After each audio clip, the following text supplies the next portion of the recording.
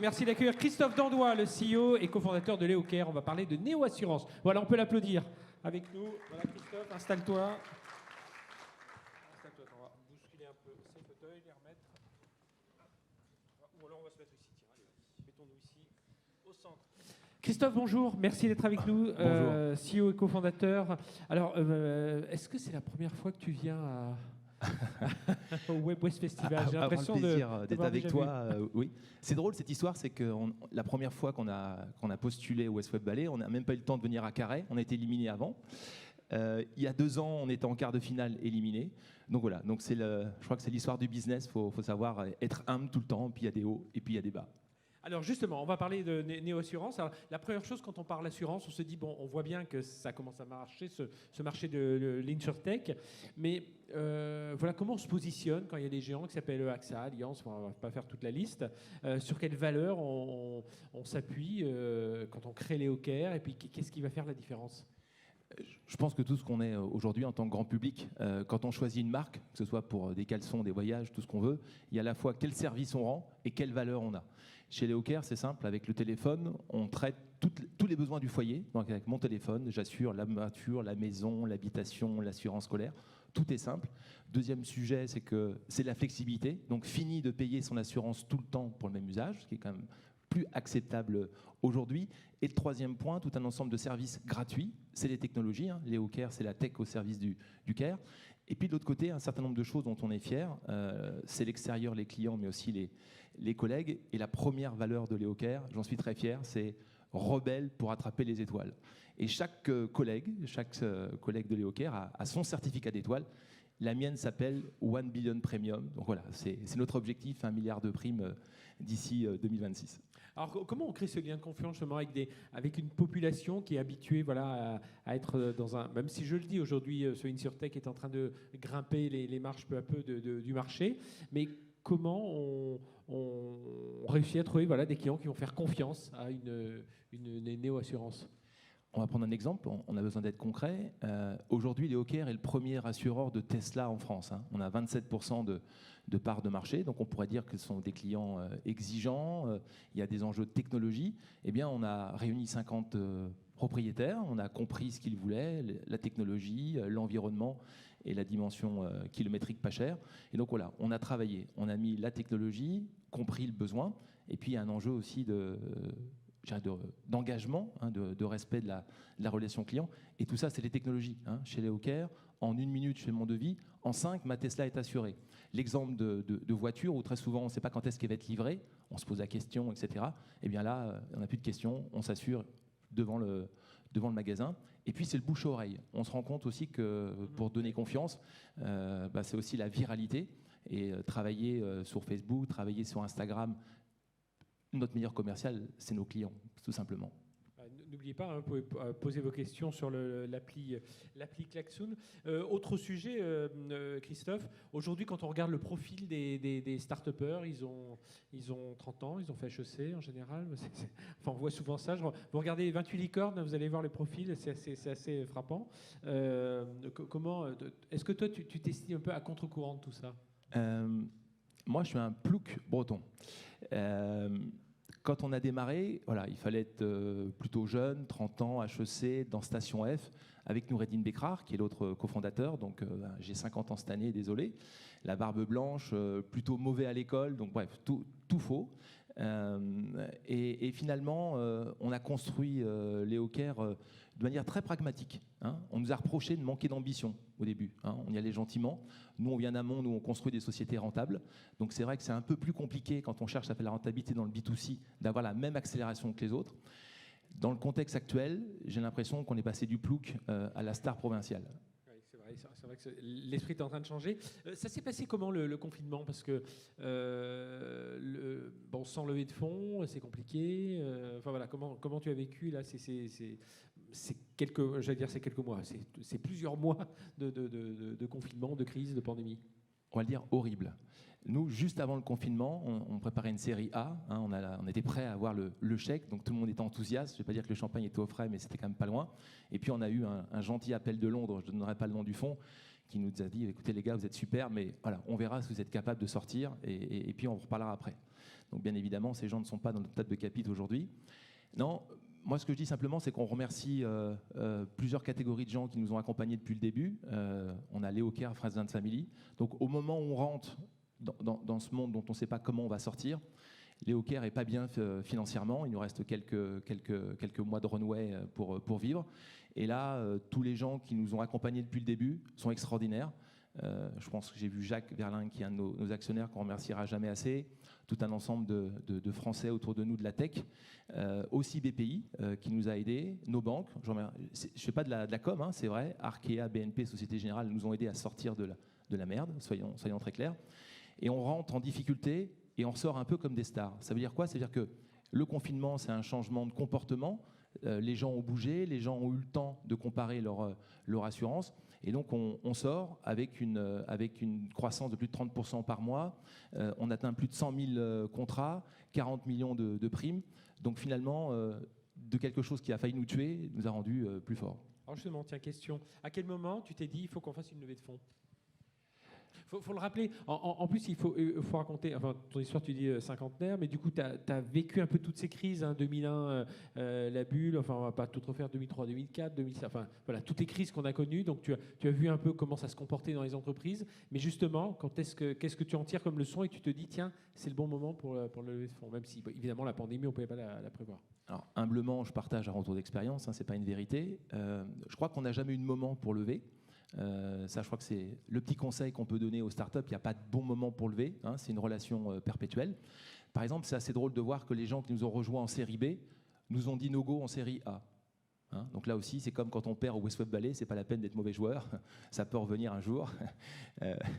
Mais voilà, et donc c'est parce qu'on a construit cette relation sur 12-18 mois. D'abord, on a appris à s'apprécier humainement. Nous, on a appris à prendre confiance en ces gens, hein, parce que c'est sympa quand tout va bien et que ça grimpe. Quand on descend, c'est quand même important d'avoir confiance et de ne pas recevoir un audit d'un cabinet américain qui vient en gros vous fermer parce que vous êtes dans le rouge.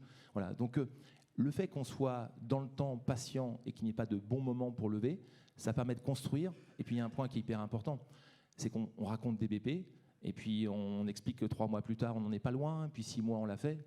C'est la meilleure marque de confiance pour un investisseur de constater que voilà, on revient régulièrement se voir, on avance, on se connaît mieux.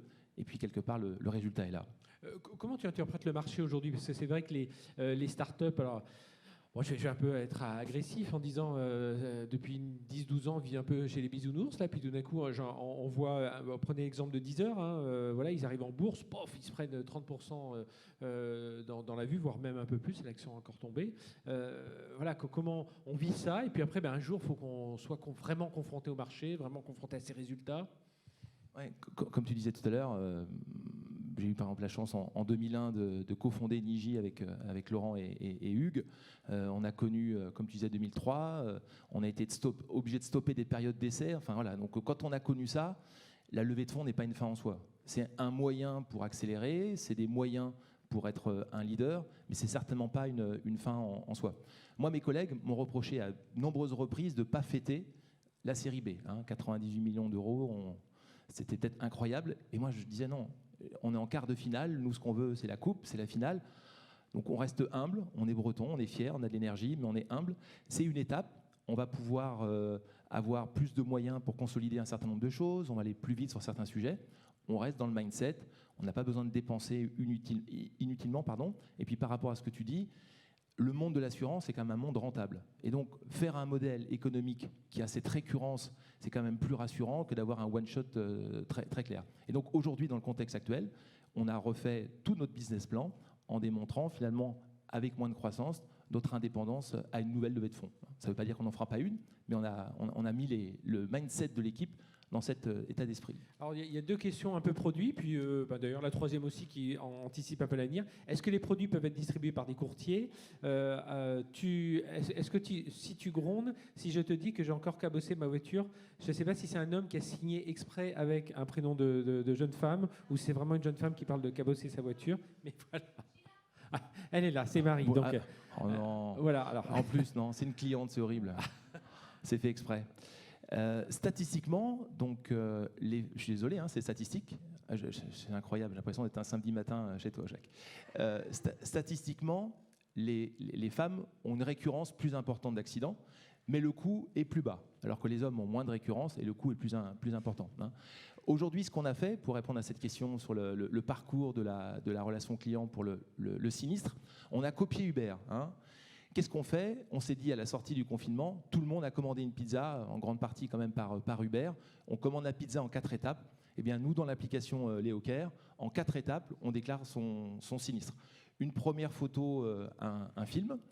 Après, on peut faire soit de la télé-expertise, de la visio-expertise, ou quand on ne peut pas, on y va physiquement. La liste des partenaires, et puis après, la dimension remboursement. Donc voilà comment on traite la voiture cabossée de Marie. Distribuée par des courtiers? Alors, c'est quelque chose auquel on tient beaucoup. On construit une marque B2C. On se bat, des fois on se croise sur les plateaux parisiens. Il faut qu'on fasse connaître. Il faut que West France parle plus de nous. En Bretagne, on n'a que 4% de notre portefeuille et pourtant on embauche plusieurs centaines de personnes. Donc il faut qu'on soit connu. Donc on est B2C, il n'y a aucune ambiguïté. Après derrière, comme on est technology driven, on met en place des API et on a déjà tout un ensemble de courtiers qui cherchent avec nous à la fois la facilité d'être activés et puis surtout d'avoir accès d'un seul coup à tout un ensemble de produits. Je pense à la moto, je pense à la voiture, etc. de manière très, très, très simplifiée. Justement, nouveau produit, quelqu'un qui est déjà client Tesla demande quand est-ce qu'il y aura l'assurance pour la maison. Il y a déjà l'assurance dans la maison. Donc pour grande maison. Pour grande maison. Il y a des gens qui nous connaissent bien quand même. Ouais. On est une petite société, on est lucide. Le monde de l'assurance et des enjeux d'équilibre. Malheureusement, quand on est petit, on ne peut pas accepter tout le monde, on ne peut pas accepter toutes les maisons, tous les conducteurs. Donc si on veut être rentable, profitable, pour écrire une histoire dans le temps, pas juste faire un petit coup de feu, il faut pouvoir gérer ce qu'on appelle le risque. Ça s'appelle le loss ratio. Je suis désolé, c'est moche, mais c'est la réalité. Et donc oui, dans un premier temps, on ne pouvait pas faire plus de 6 pièces. Pas parce qu'on n'avait pas envie, c'est que parce qu'une maison de 7, 10 pièces peut coûter très cher. Et dans notre modèle économique, ce n'était pas viable. Donc au fur et à mesure, aujourd'hui, on a, à fin juin, on avait plus de 117 000 contrats qui étaient acquis par LeoCare. Donc plus on grandit, plus notre portefeuille grandit, plus on peut se permettre d'intégrer ce client avec sa grande maison. Et sa Tesla. Mais il peut découper sa maison en 2 morceaux, puis voilà, revenir te voir. Une question qui est liée, 100 millions d'euros pour faire quoi? Et justement, la question aujourd'hui, c'est vrai que notre actu, c'est autour du pouvoir d'achat, notre actu, c'est autour de la transition écologique. Alors, est-ce que ça veut dire que ces 100 millions, c'est bien entendu pour se développer, recruter, continuer à développer la plateforme, mais est-ce que sur ces sujets, pouvoir d'achat, transition écologique, il y a des choses qui vont être faites par LeoCare? Nous, on voit 3 grands bouleversements, nous tous ici, on les a constatés. Le Covid a changé radicalement les comportements. Il y a la notion de télétravail, il y a la notion de localisation. Donc ça, c'est un changement profond où on n'est plus au même endroit tout le temps et on bouge peut-être avec ses affaires. Le deuxième sujet, c'est l'inflation, bien évidemment, qui augmente considérablement les mobilités, etc. Et le troisième point, la transition écologique. Alors comment nous, on y répond ? Le premier point, c'est avec son application, je laisse ma Tesla dans le garage, je suis capable de baisser mes garanties, je la prends en photo les 4 côtés, je la laisse 3 mois à Plouhinec dans le 29, sans bouger, je baisse mes garanties, je la reprends en photo 3 mois plus tard, et j'ai baissé les garanties. Donc ce premier sujet, c'est de répondre à ces nouveaux modes de comportement, c'est pareil pour la maison, etc.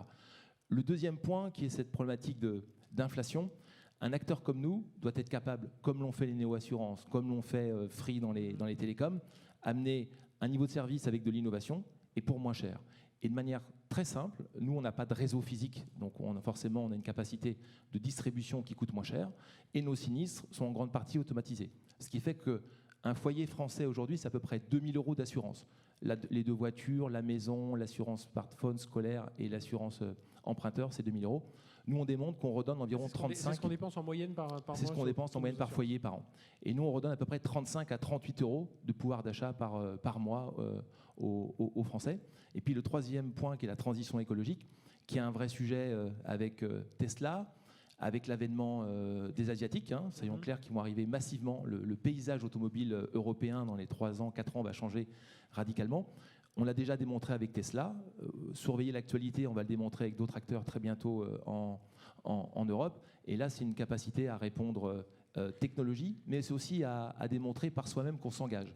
Chez LeoCare, nos salariés, par exemple, bénéficient de 2 voitures Peugeot électriques gratuitement. Voilà, on vient de passer aux Angel Bike en demandant à chaque collègue de venir au moins 2 jours par semaine en voiture. Donc, il faut à la fois, je pense, que répondre aux besoins de ces consommateurs, des clients, et puis soi-même s'appliquer ces recettes. Et ben voilà, ça valait le coup d'insister pour ce Web West Festival. Merci. On peut applaudir Merci, Christophe Dandois, avec nous aussi, cofondateur de Leoker, d'être venu témoigner avec nous. Et bien entendu, une crêpe avec Christophe, vous pouvez le retrouver, lui poser toutes les questions que vous voulez sur son parcours, sur ses produits. Et on passe au suivant.